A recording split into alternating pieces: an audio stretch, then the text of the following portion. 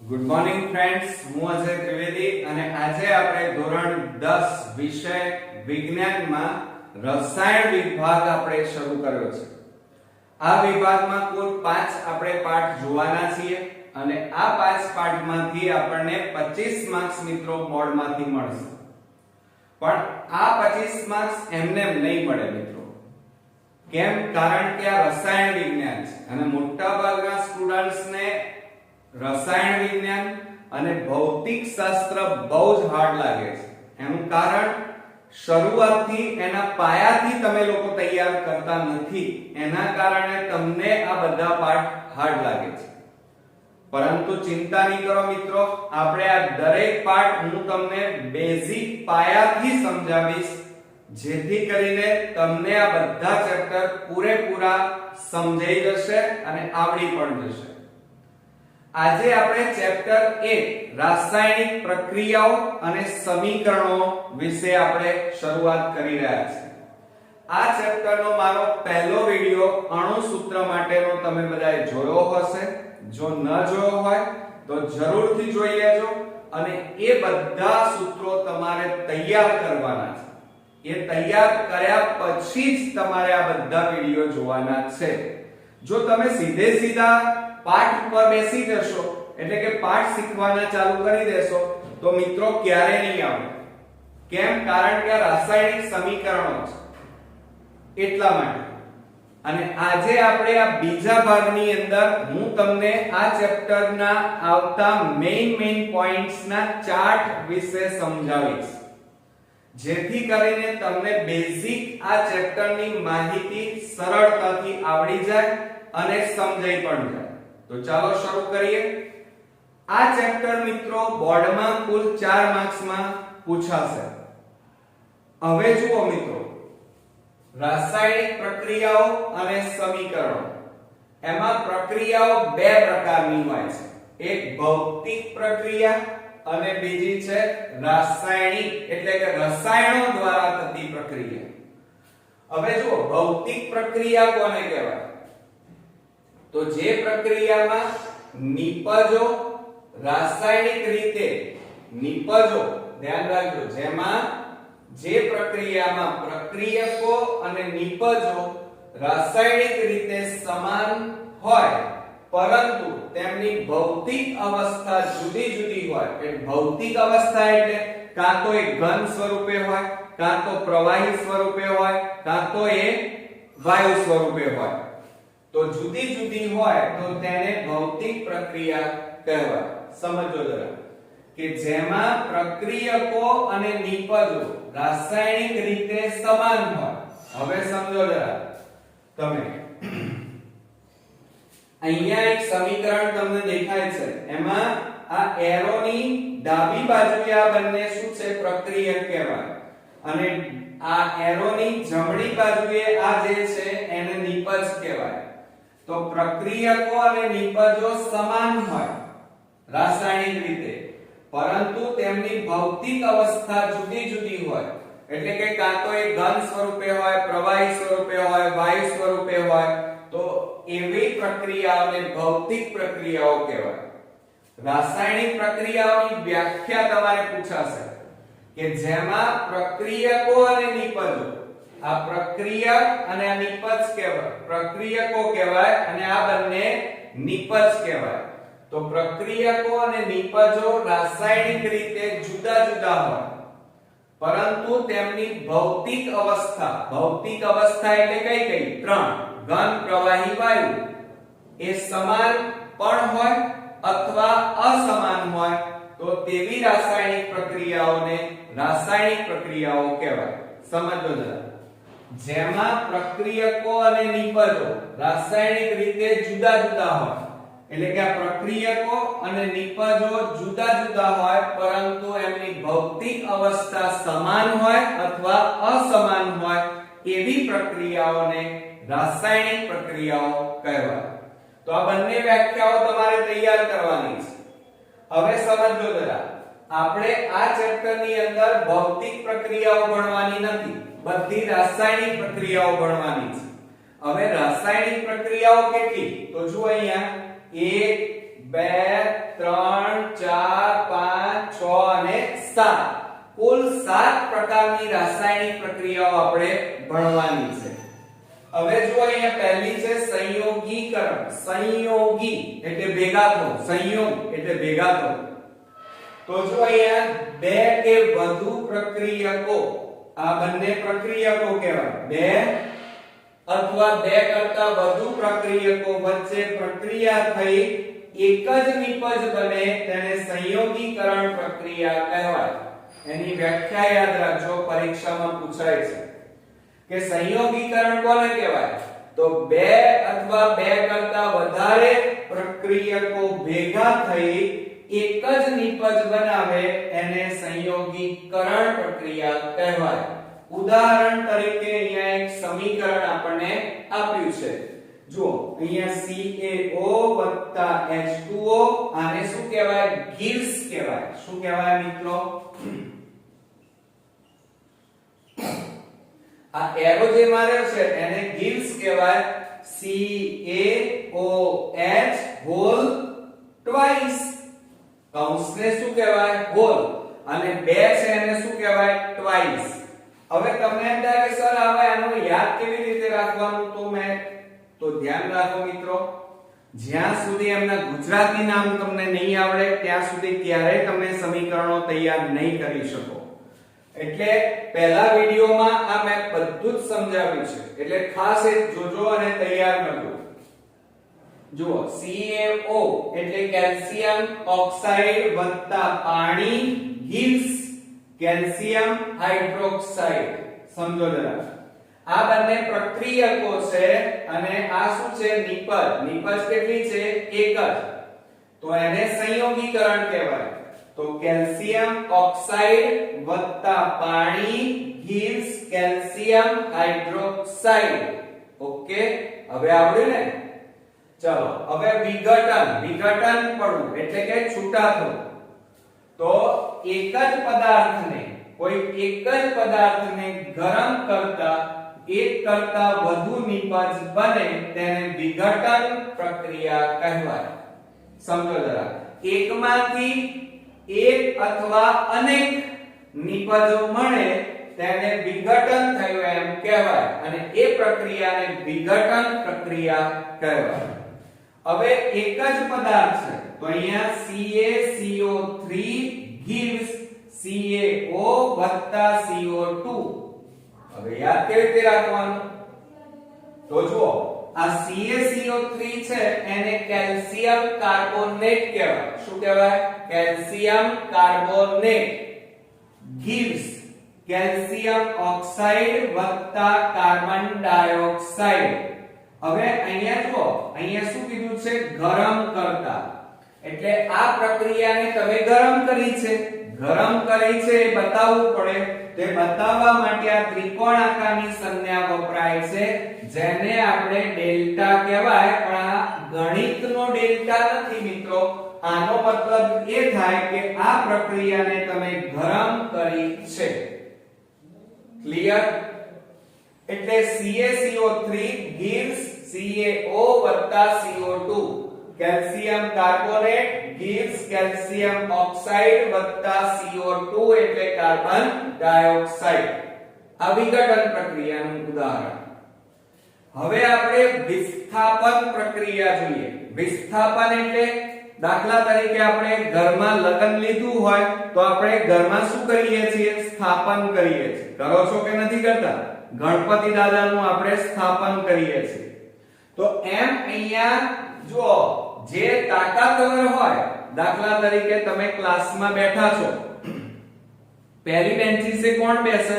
કાં તો હોશિયાર છોકરો બેસે કાં તો તાકાતવર બેસે. પેલો નબળો છોકરો પહેલી બેન્ચીસે બેસી ગયો હોય પણ પેલો તાકાતવર છોકરો શું કરે? સક્રિય છોકરો શું કરે? પેલા નબળા છોકરાને ધક્કો મારીને છેલ્લી બેન્ચીસે મોકલી દે અને પોતે પહેલા બેસી જાય. તો એને શું કર્યું કહેવાય? વિસ્થાપન થયું એમ કહેવાય. એટલે વધુ સક્રિય તત્વ ઓછા સક્રિય તત્વનું વિસ્થાપન કરે છે. સમજો જરા, શું? વધુ સક્રિય તત્વ ઓછા સક્રિય તત્વનું વિસ્થાપન કરે છે.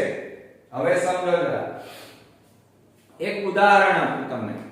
દાખલા તરીકે લોખંડની એક ખીલી લઈ લો અને એક ચાંદીની ખીલી લઈ લઈએ.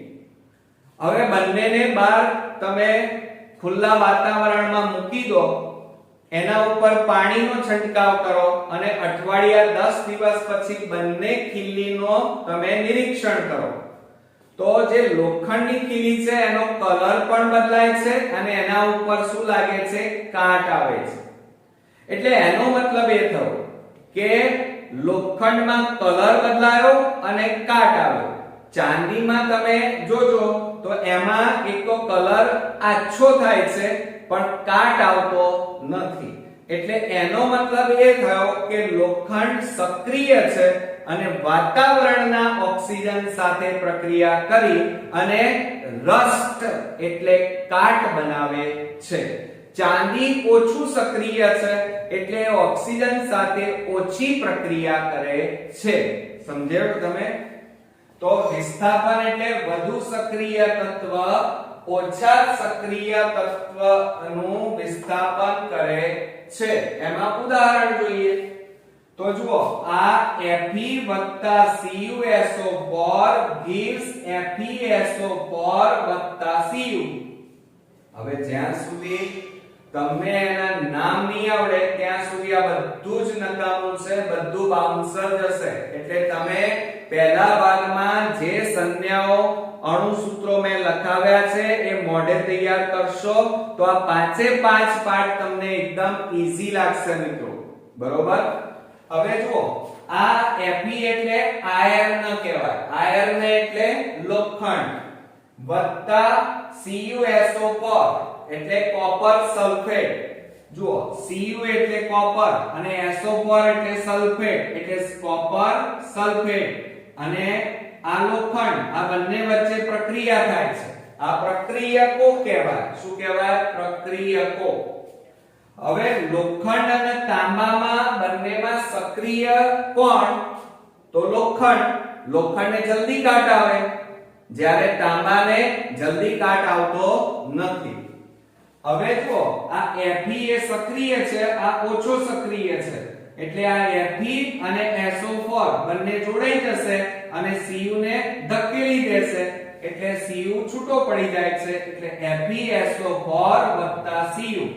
FeSO4 એટલે આયર્ન સલ્ફેટ અથવા એને ફેરસ સલ્ફેટ કહેવાય અને Cu એટલે તાંબુ, કોપર. ઓકે? એટલે આ બંને પ્રક્રિયકો છે, જ્યારે આ એરોની જમણી બાજુ આ બંને નિપજ કહેવાય. ઓકે? ચાલો હવે દ્વિવિસ્થાપનની વાતો કરીએ. દ્વિ એટલે બે અને વિસ્થાપન એટલે સ્થાપન થવું, અદલાબદલી કરવી. બરોબર? इसकी टोपी उसके सर એટલે બે આયનોની અદલાબદલી થાય. અદલાબદલી બરોબર થાય તો તેવી પ્રક્રિયાને દ્વિવિસ્થાપન પ્રક્રિયા કહેવાય. ઉદાહરણ તરીકે આપણે જોઈએ Na2SO4 BaCl2 gives BaSO4 twice NaCl. આ બધું મોઢે લખવું પડશે, મોઢે તૈયાર કરવું પડશે મિત્રો, અને પરીક્ષામાં આ રીતે બોક્સ બનાવીને લખવું પણ પડશે. પણ આ બધું યાદ ક્યારે રહેશે? જ્યારે તમે એના ગુજરાતી નામ તૈયાર કરેલા હશે તો. તો જુઓ, Na2SO4 એટલે શું? સોડિયમ સલ્ફેટ અને વત્તા BaCl2 બેરિયમ ક્લોરાઇડ. આ બંને પ્રક્રિયકો વચ્ચે પ્રક્રિયા થાય તો શું બને? આ BaSO4 જોડાય, NaCl જોડાઈ જાય, અદલા બદલી થાય. જુઓ, સમજો જરા, આ BaSO4 સાથે જોડાય અને આ Na2Cl2 સાથે જોડાઈ જાય. બરોબર? તો શું બની જાય? તો જુઓ, BaSO4 એટલે બેરિયમ સલ્ફેટ, NaCl અને આ બંનેમાં બે બે છે એટલે 2NaCl એટલે સોડિયમ ક્લોરાઇડ બની જાય. એટલે અદલાબદલી થઈ, ટોપીઓની અદલાબદલી થઈ, માટે આને દ્વિવિસ્થાપન પ્રક્રિયા કહેવાય. ત્યાર પછી આગળ વધીએ મિત્રો, અવક્ષેપન પ્રક્રિયા. હવે તમને એક પ્રશ્ન થાય, સર એમાં અવક્ષેપ એટલે શું? તો હવે અવક્ષેપ તમે બધાએ જોયા છે. દાખલા તરીકે તમારા ઘરમાં તમારી મમ્મી ચા બનાવે, પછી ઘણીવાર તમે એવું સાંભળ્યું હશે ચા ફાટી ગઈ.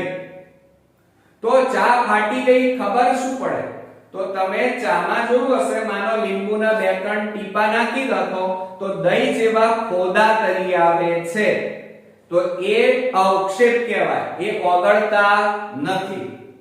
બરોબર મિત્રો? એ જ રીતે તમારી મમ્મી મલાઈમાંથી ઘી બનાવે ત્યારે માખણ ઉપર તરી આવે છે અને નીચે શું હોય છે? છાશ. તો એ માખણ એ છાશમાં ઓગળતું નથી, ફોદા સ્વરૂપે ઉપર તરી આવે છે, એને અવક્ષેપ કહેવાય. તો એમ અવક્ષેપન પ્રક્રિયા, તો અદ્રાવ્ય એટલે ઓગળે નહીં, એને અદ્રાવ્ય કહેવાય. અદ્રાવ્ય અવક્ષેપ બનાવે તેને અવક્ષેપન પ્રક્રિયા કહેવાય. ઉદાહરણ તરીકે AgNO3 NaCl gives, આને શું કહેવાય? gives. AgCl સમજો જરા, આ Ag અને Cl જોઈન્ટ થઈ જાય, Na અને NO3 જોઈન્ટ થઈ જાય, તો શું બની જાય? AgCl અને NaNO3 બને. હવે એનું ગુજરાતી નામ ધ્યાન રાખો. AgNO3 એટલે silver nitrate, sodium chloride. AgCl એટલે સોડિયમ ક્લોરાઇડ અને આમાં સોડિયમ નાઇટ્રેટ. ફરીથી આને silver nitrate, sodium chloride, silver chloride. Silver એટલે ચાંદી, બરોબર? એટલે સિલ્વર ક્લોરાઇડ વત્તા સોડિયમ નાઇટ્રેટ, બરોબર? તો આ હતી આપણી અવક્ષેપન પદ્ધતિ. હવે ઓક્સિડેશન અને રિડક્શન પ્રક્રિયાની વાત કરીએ તો વ્યાખ્યા યાદ રાખજો કે જે રાસાયણિક પ્રક્રિયામાં O2 ઉમેરાય અને હાઇડ્રોજન દૂર થાય તો એને ઓક્સિડેશન કહેવાય, અને જે પ્રક્રિયામાં O2 દૂર થાય, હાઇડ્રોજન ઉમેરાય, એને રિડક્શન કહેવાય. સમજો જરા ફરીથી. ઓક્સિજન ઉમેરાય, હાઇડ્રોજન દૂર થાય તો ઓક્સિડેશન, અને ઓક્સિજન દૂર થાય, હાઇડ્રોજન ઉમેરાય તો એને રિડક્શન કહેવાય. ઓક્સિડેશન ને OXI ટૂંકમાં લખાય અને રિડક્શન ને RED, આ રીતે રિડક્શન પણ લખાય, બરોબર? એટલે ટૂંકમાં જે પ્રક્રિયામાં ઓક્સિજન કે હાઇડ્રોજન ઉમેરાય કે દૂર થાય તેને ઓક્સિડેશન અથવા રિડક્શન પ્રક્રિયા કહે છે. ઉદાહરણ તરીકે જોઈએ. પહેલી પ્રક્રિયામાં જો ઓક્સિજન ઉમેરાય છે, આમાં શું ઉમેરાય છે? હાઇડ્રોજન. તો આ જે પ્રક્રિયા છે એને ઓક્સિડેશન કહેવાય, અને આ નીચેની પ્રક્રિયા છે કઈ છે? રિડક્શન. તો Mg O2 gives 2MgO, એટલે magnesium oxygen gives magnesium oxide. અને એ જ રીતે હાઇડ્રોજન ઉમેરાય તો રિડક્શન. તો lithium twice Li plus H2 gives 2LiH. Li એટલે લિથિયમ, H2 એટલે હાઇડ્રોજન, અને LiH એટલે લિથિયમ હાઇડ્રાઇડ. શું થાય? Lithium hydride. બરોબર મિત્રો? આવડ્યું? હવે આમાં જો ઓક્સિજન ઉમેરાયો, બરોબર? જ્યારે આમાં શું ઉમેરાયો? હાઇડ્રોજન. આમાં ઓક્સિજન ઉમેરાયો, હાઇડ્રોજન દૂર થઈ ગયો. આમાં હાઇડ્રોજન ઉમેરાયો, ઓક્સિજન દૂર થયો. માટે આ પહેલી પ્રક્રિયામાં ઓક્સિજન ઉમેરાય તો ઓક્સિડેશન, હાઇડ્રોજન ઉમેરાય તો રિડક્શન. ક્લિયર? આવડ્યું ને? હવે લાસ્ટ જોઈએ રેડોક્સ પ્રક્રિયા. કઈ? રેડોક્સ, REDOX, રેડોક્સ પ્રક્રિયા. બરોબર. હવે જુઓ અહીંયા રેડોક્સ પ્રક્રિયાની વ્યાખ્યા શું થાય? તો ઓક્સિડેશન અને રિડક્શન બંને એક સાથે થાય. ઓક્સિડેશન અને રિડક્શન બંને એક સાથે થાય તો એને રેડોક્સ પ્રક્રિયા કહેવાય. ઉદાહરણ જોઈએ એટલે તમને વધારે સમજાય. 2NaCl અહીંયા જુઓ નીચે શું લખ્યું છે? S. ઝીણા અક્ષરે લખ્યું છે S. S એટલે સોલિડ, સોલિડ એટલે ઘન. એટલે એનો મતલબ કે આ જે પ્રક્રિયા છે એની અવસ્થા ઘન સ્વરૂપ છે. હવે gives 2NaS Cl2 ગેસ એટલે 2Na સોડિયમ અને કયો સ્વરૂપે મળે છે? સોલિડ. સોલિડ એટલે ઘન સ્વરૂપ અને Cl2 એટલે ગેસ એટલે વાયુ સ્વરૂપે ક્લોરીન વાયુ મળે છે. તો sodium chloride gives sodium chlorine. Clear? આવડ્યા ને બધા? તો મિત્રો આ કુલ 7 આપણી રાસાયણિક પ્રક્રિયાઓ આ ચેપ્ટરમાં અહીંયા ભણવાની છે મિત્રો. પણ આ ચાર્ટ એટલા માટે તમને બરોબર મેં પહેલા શીખવાડી દીધો કે પહેલા તો આ પાઠમાં કઈ વસ્તુ આવે છે એ તમને સરળતાથી સમજાઈ ગઈ. હવે એને ડીપમાં આપણે નેક્સ્ટ વિડિયોમાં દરેકે દરેક આ સાથે 7 પ્રક્રિયાઓ અલગ-અલગથી ભણવાના છીએ. અને હું તમને એકદમ ઈઝી સરળ મેથડથી યાદ રહી જાય એવી રીતે શીખવાડીશ. પણ એ પહેલા આ વિડિયો 2 વાર જરૂરથી જોવાનો છે. જોયા પછી આ આખો ચાર્ટ તમારે ચોપડામાં રંગીન પેનોથી દોરી અને તૈયાર કરવાનો છે. કારણ આ બધી વ્યાખ્યાઓ તમારે વિભાગ A માં પૂછાય છે અને આ બધા ઉદાહરણ તમારે તૈયાર કરવાના છે. 5-5 વાર લખવાના અને બોલતા જવાનું. ચલો હું તમને શીખવાડું. પ્રક્રિયાઓ કેટલી? 2. ભૌતિક અને રાસાયણિક. રાસાયણિકના કેટલા પ્રકાર? 7. કઈ? સંયોગીકરણ. બરોબર. એમાં ઉદાહરણ બોલો. કેલ્શિયમ ઓક્સાઇડ વત્તા પાણી gives કેલ્શિયમ હાઇડ્રોક્સાઇડ. બરોબર. હું ગુજરાતી નામ શીખવાડું એટલે તમને જલ્દી યાદ રહે અને તૈયાર કરો ત્યારે આ રીતે બોલવાનું. કેલ્શિયમ ઓક્સાઇડ ની પાણી સાથે પ્રક્રિયા થઈ કેલ્શિયમ હાઇડ્રોક્સાઇડ બને છે. પછી કેલ્શિયમ કાર્બોનેટ ને ગરમ કરતા આ શેનું ચિહ્ન છે? ગરમ કરવાનું. તો કેલ્શિયમ કાર્બોનેટ ને ગરમ કરતા કેલ્શિયમ ઓક્સાઇડ અને કાર્બન ડાયોક્સાઇડ વાયુ છૂટા પડે છે. આ વિઘટન પ્રક્રિયા.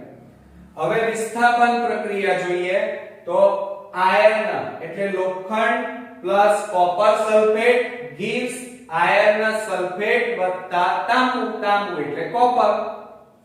હવે દ્વિવિસ્થાપન પ્રક્રિયાની વાત કરીએ તો સોડિયમ સલ્ફેટ વત્તા barium chloride gives barium sulphate વત્તા સોડિયમ ક્લોરાઇડ.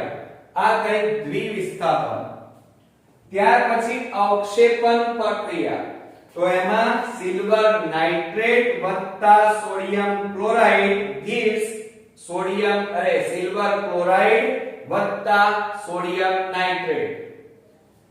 ઓક્સિડેશન અને રિડક્શન ની પ્રક્રિયામાં પહેલી ઓક્સિડેશન જોઈએ કે મેગ્નેશિયમની ઓક્સિજન સાથે પ્રક્રિયા કરતા મેગ્નેશિયમ ઓક્સાઇડ મળે છે. લિથિયમની હાઇડ્રોજન સાથે પ્રક્રિયા કરતા લિથિયમ હાઇડ્રાઇડ મળે છે.